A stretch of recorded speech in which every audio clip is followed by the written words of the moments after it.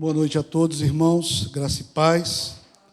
Graça ao Senhor por mais um dia que nós estamos juntos como igreja para engrandecer o nome do Senhor, amém? Vamos abrir as nossas Bíblias no Salmo 63 e nós vamos ler até o versículo 4. Até o versículo 5, esse salmo, amém? Salmo 63, versículo de 1 a 5, eu vou ler na versão NVI, a dos irmãos, a maioria da versão da Bíblia dos irmãos é a corrigida, tá? Então, mas preste atenção porque, embora as versões sejam diferentes, a mensagem é a mesma, tá bom? O texto diz assim: ó Deus, Tu és o meu Deus, eu te busco intensamente, a minha alma tem sede de Ti, todo o meu ser anseia por Ti, numa terra seca, exausta e sem água. Quero contemplar-Te no santuário e avistar o Teu poder e a Tua glória. O Teu amor é melhor do que a vida, por isso os meus lábios Te exaltarão. Enquanto eu viver, Te bendirei, e em Teu nome levantarei as minhas mãos. A minha alma ficará satisfeita como quando tem rico banquete, com lábios jubilosos, a minha boca Te louvará. Amém? Eu quero que você repita comigo apenas o versículo 1.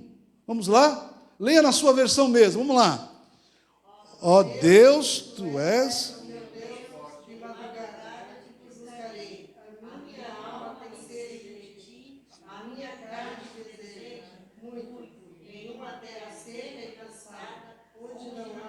Amém. Agora vamos repetir só a frase: a minha alma tem sede de Ti. Vamos ler juntos? A minha alma tem sede de Ti. Feche seus olhos, vamos orar. Vamos pedir para que Deus coloque exatamente isso em nós. Desejo pelo Senhor. Desejo de buscá-lo intensamente. E que a nossa alma tenha sede do Senhor. Que todo o nosso ser venha ansiar, desejar a presença do Senhor.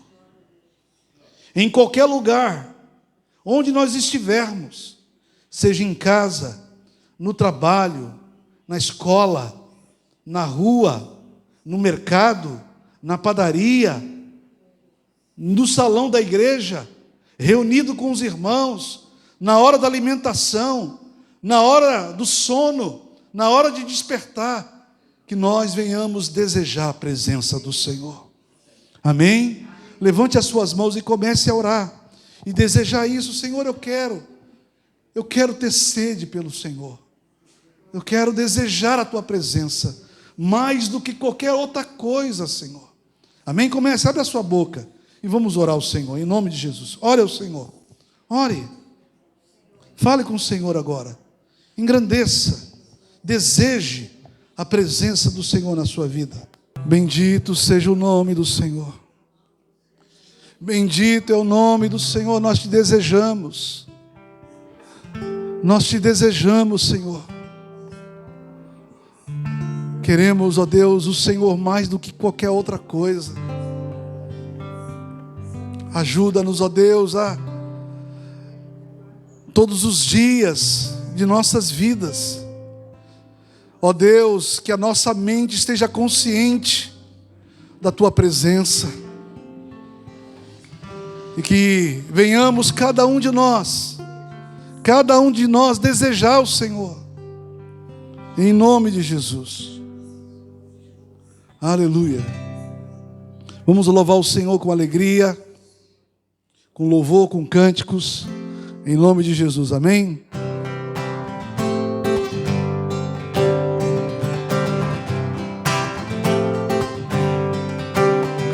ao que é digno de receber a glória, ao que é digno de receber louvor, ao que é digno de receber a glória, ao que é digno de receber louvor. Levantemos nossas mãos e adoremos a Jesus, Cordeiro de glória. Exaltemos sua incomparável majestade, ao que vive para sempre, ao grande eu sou, a Jesus.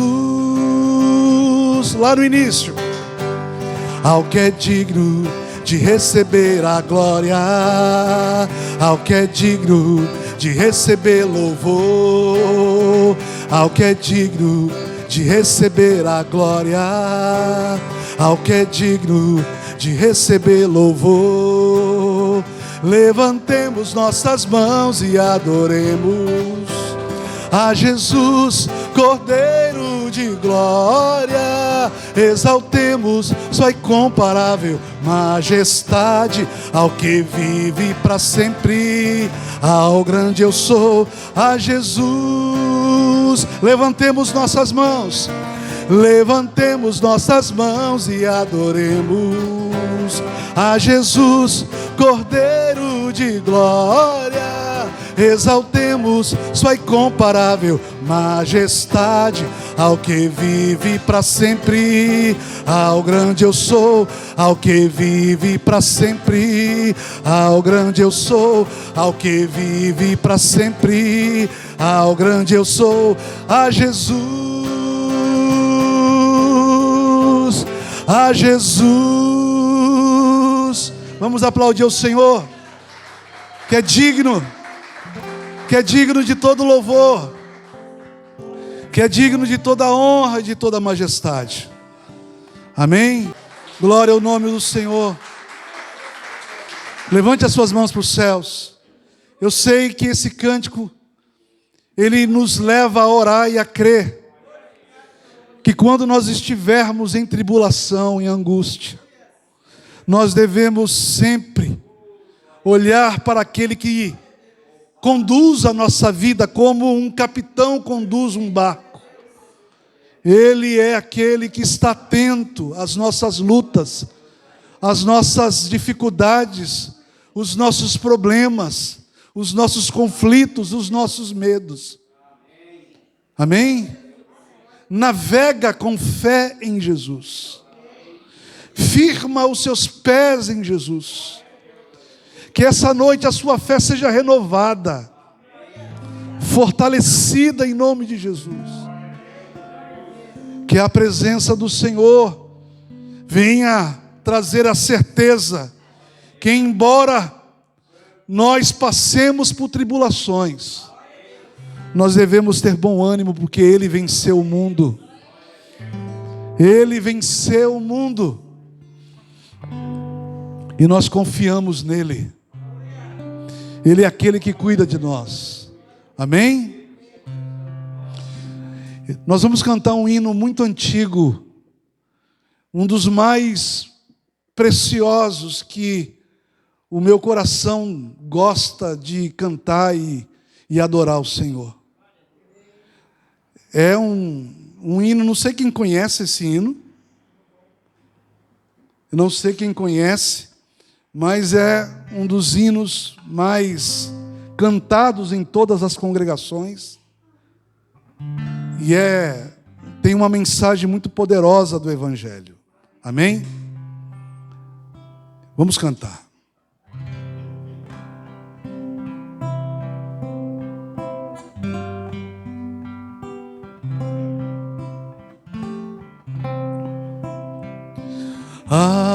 Algemado por um peso, oh, quão triste eu andei. Até sentir as mãos de Cristo, não sou mais como era eu sei. Tocou-me, tocou-me, Jesus, tocou-me. De paz Ele encheu meu coração. Quando o Senhor Jesus me tocou, livrou-me da escuridão. Desde que encontrei a Cristo e senti seu terno amor, tenho achado paz e vida. Para sempre cantarei em seu louvor. Tocou-me, tocou-me, Jesus, tocou-me. De paz Ele encheu meu coração. Quando o Senhor Jesus me tocou, livrou-me da escuridão. Tocou-me, tocou-me, Jesus. Põe a mão no seu coração e cante. De paz, de paz Ele encheu meu coração. Quando o Senhor Jesus me tocou, quando o Senhor Jesus me tocou, livrou-me da escuridão. Oh Jesus, oh Jesus, obrigado, Senhor.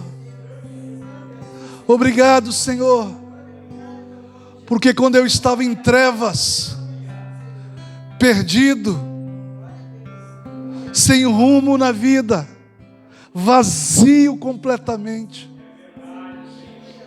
o Senhor me resgatou, o Senhor me tocou, o Senhor me abraçou com a tua graça.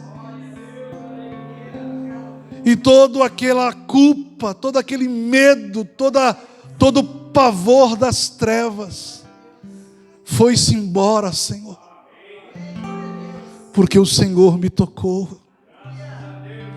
Obrigado, Senhor. Obrigado, Senhor. Tu és minha vida, Jesus, és meu abrigo, e a tua vontade, doce Espírito, meu alimento. Sem ti não há valor em mim, sou como vaso de barro, pronto a ser quebrado, para ser o que queres de mim. A tua presença é tudo que eu preciso. A tua presença é o meu maior valor. Atrai o meu coração, atrai o meu coração. És tudo que eu mais quero. Atrai o meu coração, atrai o meu coração. Posso te tocar, Aleluia, Senhor. Oh, Jesus. Oh, Jesus. Aleluia. Tu és minha vida, Jesus, és meu abrigo, e a tua vontade, doce Espírito, meu alimento. Sem ti não há valor em mim, sou como vaso de barro, pronto a ser quebrado, para ser o que queres de mim.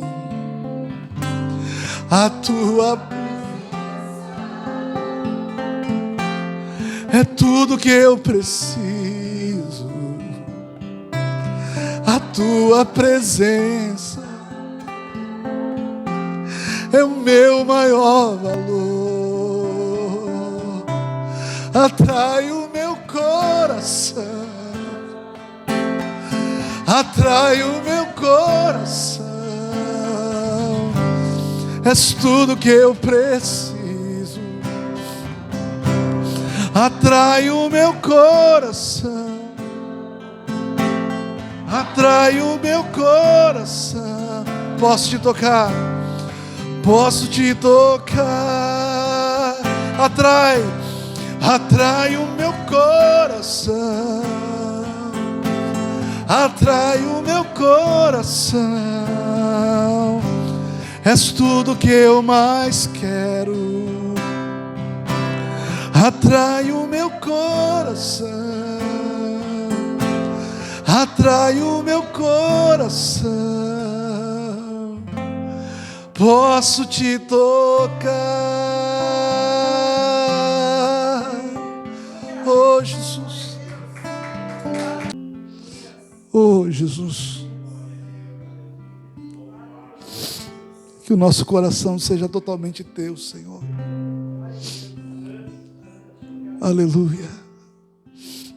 Põe a mão no seu coração, diga comigo: Senhor, que a minha vida, minha mente, principalmente o meu coração, seja totalmente teu, Senhor.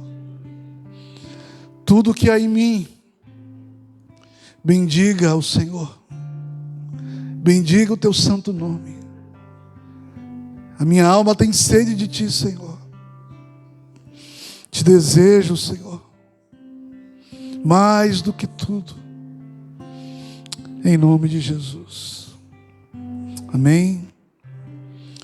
Vamos adorar o Senhor também com os nossos dízimos e as nossas ofertas. Você que trouxe, pegue agora. Vamos consagrar ao Senhor. Vamos louvar o Senhor, porque Ele tem cuidado de cada um de nós. Ele tem suprido as nossas necessidades. Ele tem abençoado cada família aqui representada. E queremos que Ele seja a prioridade sempre, o primeiro em tudo. Amém? Vamos orar consagrando nossos dízimos e nossas ofertas. Pai, nós consagramos nessa hora os nossos dízimos e as nossas ofertas.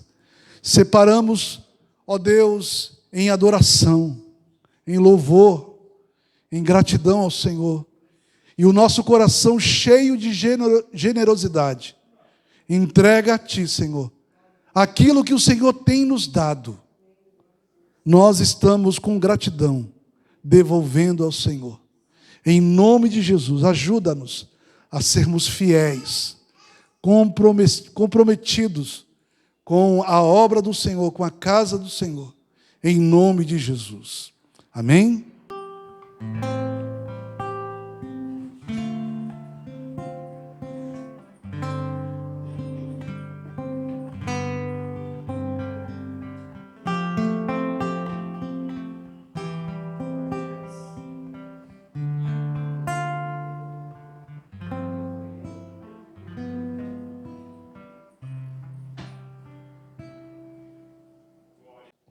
Glória a Deus. Saúdo os irmãos com a paz do Senhor Jesus. Amém?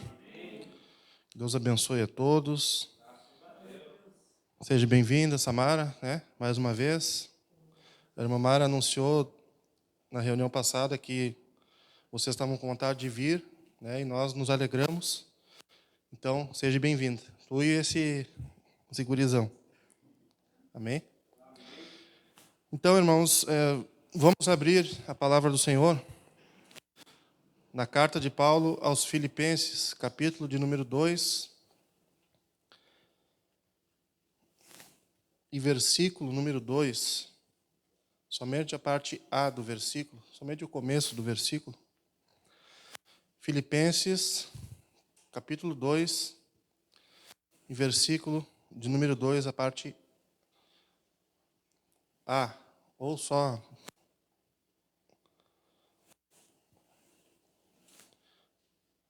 a primeira frase. Amém? Diz assim: completai a minha alegria. Em outras traduções que os irmãos devem ter, diz: completai o meu gozo. Mas é a mesma coisa, amém? Curve a cabeça, vamos orar em nome de Jesus. Querido e poderoso Deus, nós entramos na tua presença, queremos te agradecer pela tua palavra. Que neste momento haja compreensão, haja discernimento, haja, Senhor Jesus, o teu Espírito Santo abrindo a nossa mente e o nosso coração, em nome de Jesus. Que a tua palavra nessa noite venha nos instruir, nos exortar e nos encorajar em nome de Jesus Cristo. Assim nós oramos e te agradecemos. Amém, Senhor. Glória a Deus. Eu vou completar de ler o versículo para a gente só contextualizar para os irmãos o porquê que o apóstolo Paulo está dizendo isso. E depois nós vamos abrir em outro texto, amém? Então ele diz aqui no capítulo 2 e versículo 2: completai a minha alegria, de modo que penseis a mesma coisa, tenhais o mesmo amor, sejais unidos de alma, tendo o mesmo sentimento. Nada façais por partidarismo ou vanglória, mas por humildade, considerando cada um os outros superiores a si mesmo. Amém? Até aí já está bom.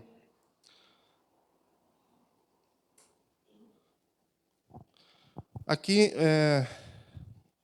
fica claro para nós que o apóstolo Paulo está falando sobre unidade, sobre a igreja andar no mesmo pensamento, na mesma direção, humilde todos, e o princípio dessa humildade seria eu considerar o meu irmão superior a mim mesmo, e ele me considerar superior a ele, então todo mundo andaria no mesmo ritmo. Mas o que eu quero chamar a atenção para os irmãos não é sobre a questão da unidade da igreja, e sim quando o apóstolo Paulo fala: completai a minha alegria.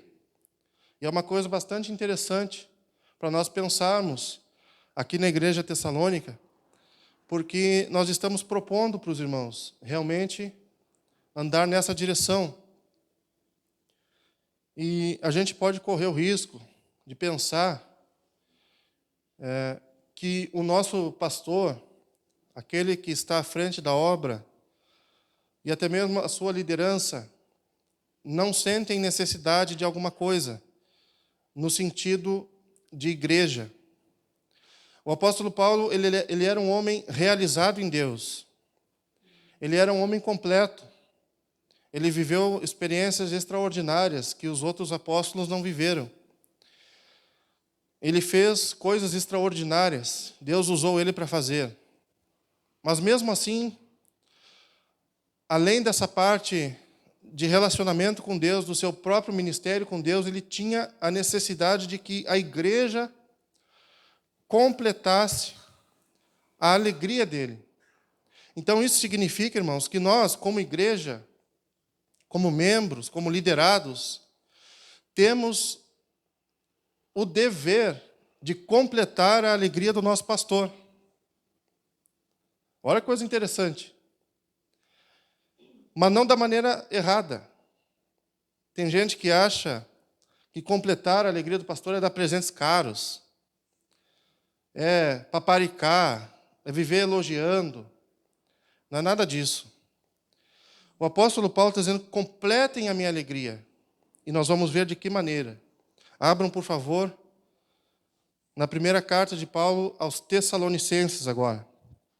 Existiu, sim, uma igreja, existiu um povo que completou a alegria do seu pastor, do seu apóstolo.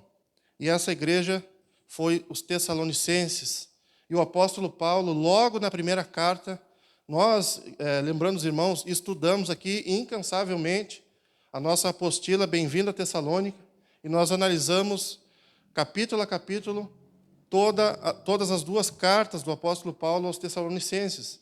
Então, os irmãos vão recordar agora um pouco a respeito dessa igreja, a qual nós nos espelhamos e nós tiramos o modelo para ser a igreja tessalônica do século 21. Amém?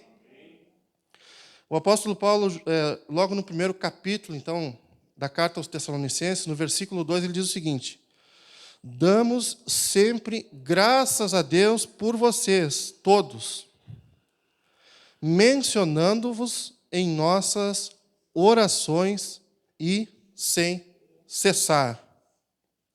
Olha que coisa interessante. Aqui o apóstolo Paulo está dizendo que ele estava extremamente feliz com aquela igreja. Ele está dizendo, damos graças a Deus sempre. E quem dá graças a Deus sempre é porque está alegre, é porque está satisfeito, é porque está enxergando naquela igreja a completude da sua alegria ministerial. Ele está dizendo o seguinte: eu sempre, nas minhas orações, sempre dou graças a Deus por vocês. Por que Paulo dava graças a Deus? Porque aquela igreja estava respondendo espiritualmente e estava completando, diferentemente dos filipenses, completando a alegria do seu apóstolo. A alegria do líder da igreja, a alegria do pastor, ela é completa quando a igreja responde ao estímulo da pregação da palavra. Então, esses irmãos tessalonicenses estavam completando. Tinham completado e com sucesso. Os filipenses ainda não, eles estavam divididos. Por isso que quando nós lemos lá, nós vimos a instrução do apóstolo, que haja em vocês o mesmo sentimento, o mesmo amor, a mesma forma de pensar, se considerem os outros superiores a vocês mesmos. Lá na igreja de Corinto, que também foi o apóstolo Paulo que fundou, ele tinha também o problema da divisão da igreja. Uns diziam, eu prefiro a pregação do Paulo. Outros diziam, eu prefiro a pregação do Apolo. Outros diziam, eu prefiro a pregação de Pedro. E outros diziam, eu sou de Jesus. Então a igreja estava totalmente dividida. Essa igreja também não completou a alegria do seu apóstolo. Mas a igreja tessalônica foi diferente. E nós estudamos aqui no ano passado, que esses irmãos mal nasceram espiritualmente e já começaram as perseguições, as lutas, as dificuldades, a ponto do apóstolo Paulo ter que fugir para Atenas.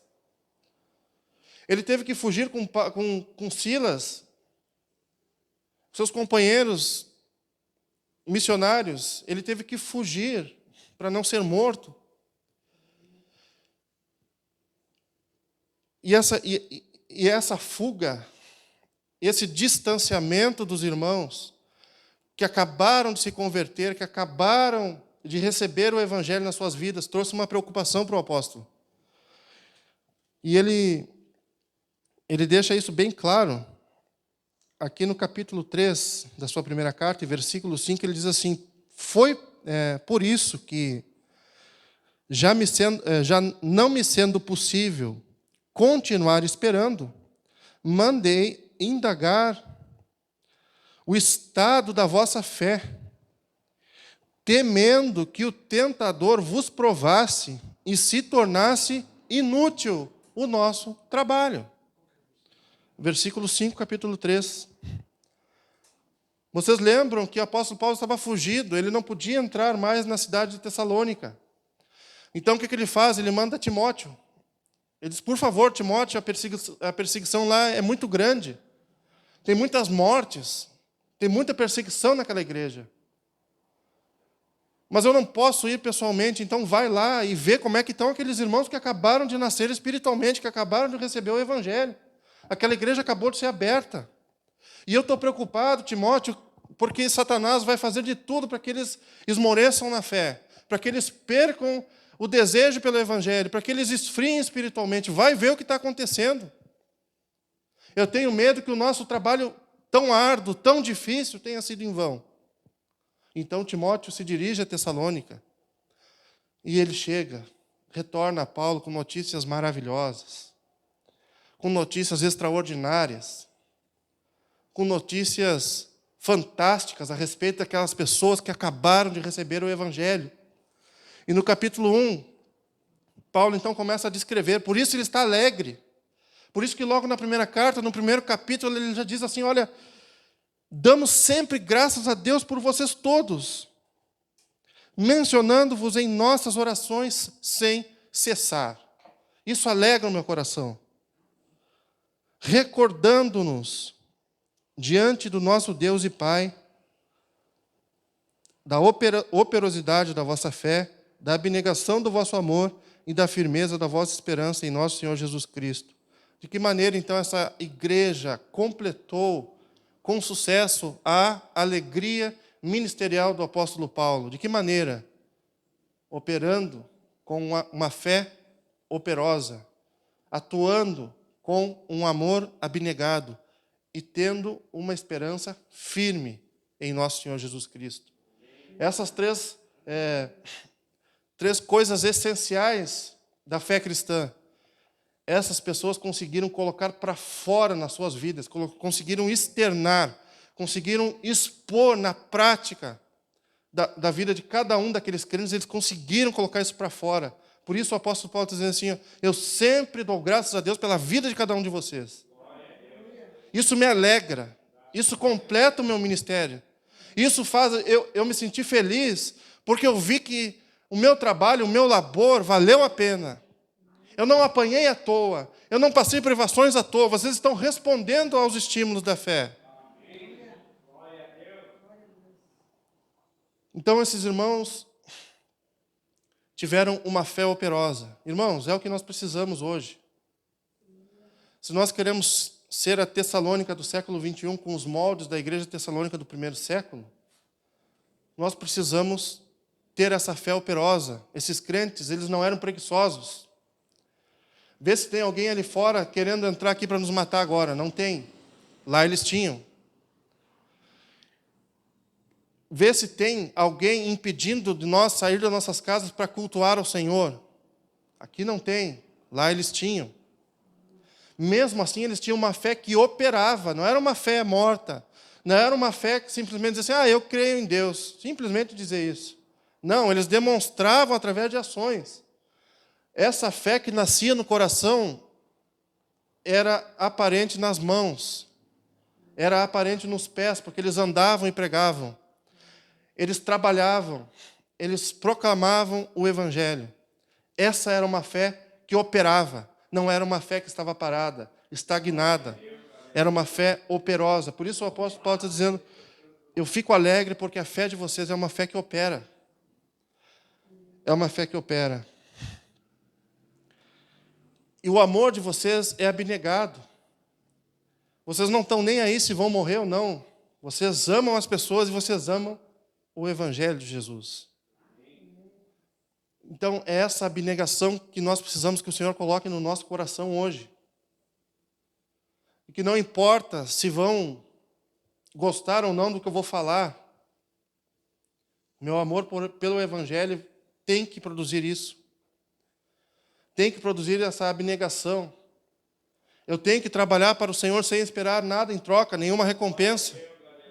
Simplesmente porque entendi o fato da grandeza e da sua misericórdia por ter me alcançado, sem que eu merecesse. E esses irmãos entenderam isso. E eles se abnegaram. Eles operaram com amor. Eles pregaram o Evangelho. E eles tinham uma esperança não no apóstolo Paulo, mesmo sendo o apóstolo, quem era? Eles tinham uma esperança firme não nos sinais e prodígios que os apóstolos faziam. Ressuscitar pessoas e tantas outras coisas. A esperança deles não estava nisso. Eles estão dizendo, olha, a gente está sendo perseguido aqui. O irmão que sentava aqui nesse banco, talvez no domingo passado, não veio nesse culto. Por quê? Porque ele foi perseguido e foi morto. Mas a nossa esperança não está nas coisas que vão melhorar agora. A nossa esperança está na volta gloriosa de Jesus. E o apóstolo Paulo fala isso no versículo 10. Ele diz o seguinte: e para guardar do céu o seu Filho, a quem ele ressuscitou dentre os mortos, Jesus, que nos livra da ira vindoura. Essa era a esperança que eles tinham. Um dia Jesus vai voltar, vai nos resgatar, e tudo isso que nós estamos passando não será mais nada. Foi o que o apóstolo Paulo disse lá em Romanos: eu tenho para mim que as aflições do tempo presente não há de se comparar com as glórias do tempo futuro. Isso foi imprimido pelo próprio Espírito Santo no coração de cada um deles. Diferentemente da igreja de Corinto, que olhava para Paulo e dizia: como eu gosto desse cara, eu prefiro a mensagem dele. Esses irmãos diziam: não, eu não tenho esperança no Paulo, eu tenho esperança em Jesus. Um dia ele vai voltar para me resgatar. E esses irmãos operaram sobre esses 3 pilares do cristianismo: a fé, o amor e a esperança. E por isso eles completaram a alegria do apóstolo Paulo. Eu coloco para os irmãos essa questão. Aqui na nossa igreja local, nós estamos completando a alegria do nosso pastor nesse sentido? Será que nós estamos completando a alegria do pastor Edgar, que muito fez por Uruguaiana e que não abriu mão de mandar os recursos no tempo da escassez? Será que essa igreja está respondendo verdadeiramente aos estímulos da pregação do Evangelho que todo domingo é pregado nesse altar? Será que nós estamos trabalhando com uma fé operosa, independentemente do lugar onde estivermos? Será que o amor pelo Evangelho nos faz ser abnegados? Aonde está depositada a nossa esperança como crentes? Esses irmãos entenderam a mensagem, entenderam o Evangelho. E por isso eles tiveram sucesso. Mesmo sendo novos na fé, mesmo sem nenhuma liderança na igreja, eles não tinham pastor. Dá para vocês entenderem isso? É como se chegasse aqui, muitas pessoas se convertessem e estavam recebendo o Evangelho, com pouco veio uma perseguição, a liderança teve que fugir para não ser morta, eles ficaram ali. Eles ficaram. Mas o que ficou com eles foi o Espírito Santo. O que ficou no coração deles não foi palavra de homens, foi o Evangelho de Jesus. E esse Evangelho foi poderoso para transformar corações e mentes naquele lugar. Este Evangelho foi poderoso para agir, e esses homens trabalharam, não foram preguiçosos. Mesmo com a morte esperando eles fora das reuniões, a cada esquina. Então, irmãos, essa era a característica daquela igreja. Esses irmãos completaram a fé do apóstolo. E ainda no capítulo 2, o apóstolo Paulo diz o seguinte, no versículo 13: outra razão ainda temos nós para incessantemente dar graças a Deus, é que, tendo vós recebido a palavra que de nós ouvistes, que é de Deus, acolhestes não como palavra de homens, e sim como, em verdade a palavra de Deus, a qual, com efeito, está operando eficazmente em vós, os que credes. Então, essa é outra característica daquela igreja. Por isso eles eram vitoriosos nesse sentido.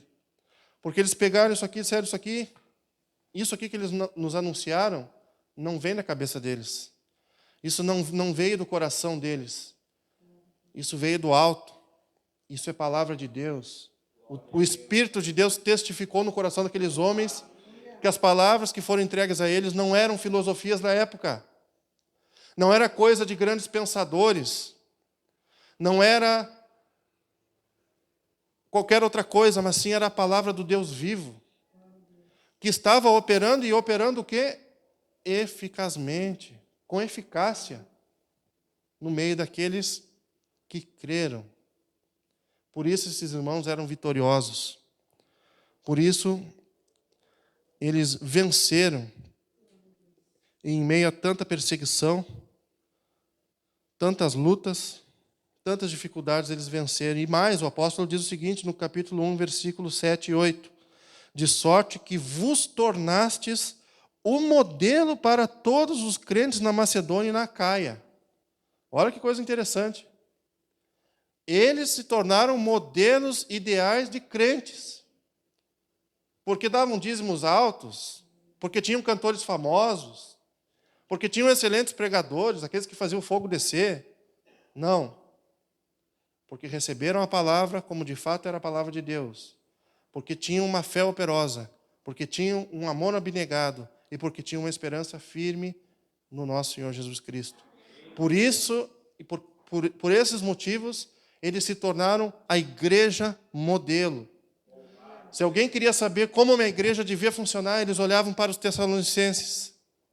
Eles olhavam para aquela pequena comunidade que tinha o seu pastor ausente. Eles olhavam para aqueles crentes e diziam: nós queremos ser iguais a eles. Nós queremos ser crentes como eles são crentes.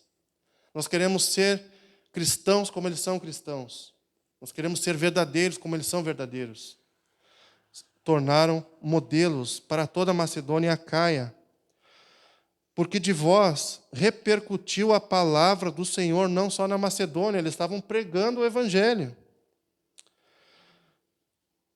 mas também por toda parte se divulgou a vossa fé para com Deus, a tal ponto de não termos necessidade de acrescentar coisa alguma. Qualquer pastor hoje gostaria de ter uma igreja assim. Não precisar acrescentar nada. Os caras são fantásticos. Aquela igreja é sem problemas. Irmãos fora do comum, que olham para Jesus e que, portanto, completam a alegria do seu pastor. É por isso que na quinta-feira eu conversei com os irmãos antes da nossa escola bíblica. Os irmãos precisam responder os estímulos. Os irmãos precisam crescer no conhecimento da palavra. Essa é uma maneira de vocês completarem a nossa alegria. A gente fica extremamente feliz quando faz uma pergunta, por mais simples que seja, e alguém levanta a mão e responde na hora. Por quê? Porque pegou, porque recebeu, porque está dando importância, porque está olhando para a palavra de Deus com seriedade, porque entendeu que não quer mais ficar naquele estado que estava antes e que precisa progredir, precisa crescer, precisa amadurecer.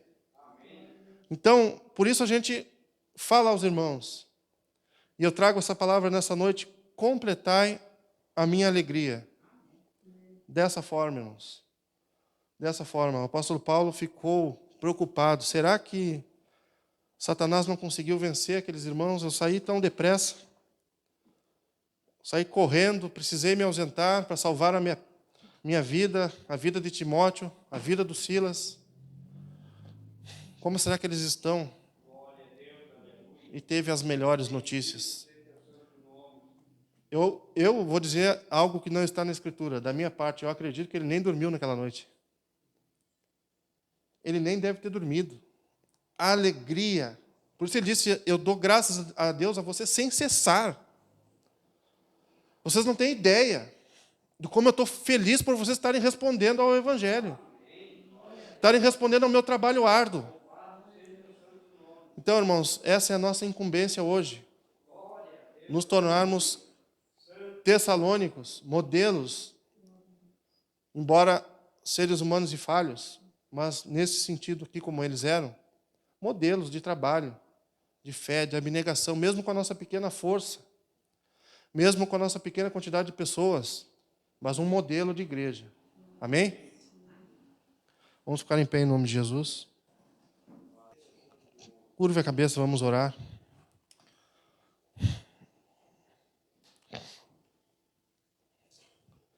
Glória a Deus. Coloque na presença do Senhor tudo aquilo que tu tens feito para Ele, a tua entrega. Mas diz para o Senhor que tu desejas ir além. Tu desejas ser como um desses irmãos aqui, o nome deles nem foi mencionado. Eu quero ser um crente desse modelo, com essas qualidades. Eu quero entregar a minha vida a Jesus dessa forma que eles entregaram.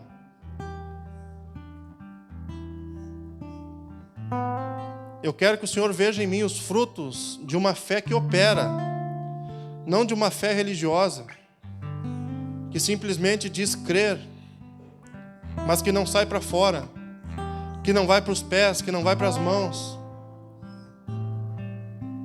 Eu quero ter um amor que é abnegado. Eu quero fazer coisas independentemente do resultado, por amor ao Senhor, sem esperar nada em troca, porque eu já recebi muito mais do que eu merecia. E tudo que eu faço é por gratidão. Eu quero que, independentemente de quanto eu viver nessa terra, o tempo que eu passar aqui, a minha esperança seja somente o Senhor. Porque Ele disse que um dia voltaria para buscar a sua igreja. E quando Ele voltar, irmãos, todas as nossas lágrimas serão enxugadas. Nós estaremos lado a lado do Cordeiro Santo de Deus, felizes para todo sempre. Por isso a nossa esperança tem que estar nele. A nossa esperança tem que estar na eternidade. Ele disse que se não fosse assim, Ele teria dito. Mas Ele foi nos preparar um lugar, amém? Enquanto estivermos aqui, que a gente possa se esforçar para chegar nesse modelo de igreja, em nome de Jesus. Querido e poderoso Deus, nós queremos entrar na Tua presença e pedir que o Senhor tenha misericórdia de cada um de nós e que nos dê a Tua graça mais uma vez e nos capacite, amado Deus, a nos tornarmos um crente melhor, a Te servir melhor, a de deixar o nosso coração ser moldado pelo Senhor, em nome de Jesus. Que essa igreja, que foi tão judiada, tão massacrada, tão perseguida por toda sorte de ventos e tempestades, tão afligida de todos os sentidos, que essa igreja possa, em nome de Jesus, se tornar, mesmo com 10, 15 pessoas, um modelo de superação, um modelo de fé que não abre mão, um modelo de amor uns para com os outros, um modelo de igreja que deposita sua fé e sua esperança no Senhor Jesus e que completa a alegria da sua liderança, respondendo aos estímulos da fé, obedecendo a palavra de Deus, porque realmente é palavra de Deus e foi recebida não como palavra de homens, mas como a santa e imaculada palavra de Deus. Em nome de Jesus Cristo, que nenhum principado, nenhuma potestade possa nos barrar de viver essas coisas, de sermos transformados a essa semelhança. Em nome de Jesus Cristo, dá, Senhor amado, a força, a persistência que Tu deu para essas pessoas no passado. Dá para nós hoje, em nome de Jesus. Nos capacite a Te servirmos melhor. Assim nós oramos e Te agradecemos. Amém e amém, Senhor. Eu quero pedir para a irmã Mara, se a Samara puder, vem aqui na frente. Nós vamos orar por eles também, pela família. Levante as suas mãos para cá. Vamos. Isso, Samara. Júnior, ajuda aqui. Isso. Levante as suas mãos para cá. Vamos primeiramente interceder pela família da irmã Mara, a família da Samara. Vamos pedir para que Deus possa fortalecê-las em meio às batalhas, às lutas, às dificuldades. Que o Senhor encha o coração da irmã Mara, da Samara e todos da família de esperança, de certeza de que Deus está agindo, mesmo quando as circunstâncias não queiram mostrar isso. Mas que o Senhor venha em nome de Jesus, mostrar para essa família que o Senhor está com eles. Eles não estão sozinhos. Clame agora, levante as mãos e clame agora. Como se fosse o problema fosse seu. Isso é ser igreja, isso é ser família. Deus, nós clamamos agora, Deus, pela essa família, Senhor, tão preciosa, tão querida, que está passando, Senhor, por momentos tão tenebrosos e difíceis, Senhor. Mas nós clamamos agora, Deus, estende as tuas mãos, sobre a irmã Mara, sobre a Samara, sobre o Paulo, ó Deus, em nome de Jesus, sobre toda esta família. Clamamos, ó Deus, em nome de Jesus, toda a força das trevas contra essa família, nós repreendemos em nome de Jesus e pedimos a graça, a força, a fé renovada. Ó Deus, em nome de Jesus, abençoa,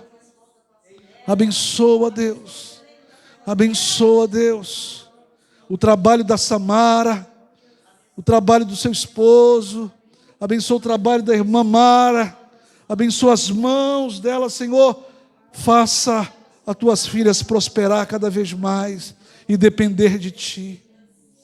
Deus, visita cada membro da família com salvação e libertação, que o Evangelho possa mudar a realidade, Senhor, toda a realidade dessa família, em nome de Jesus, em nome de Jesus, amém. E que a graça do nosso Senhor Jesus Cristo, o amor de Deus Pai e o consolo do Espírito Santo esteja sobre cada um de nós, desde agora e para todo sempre. Amém.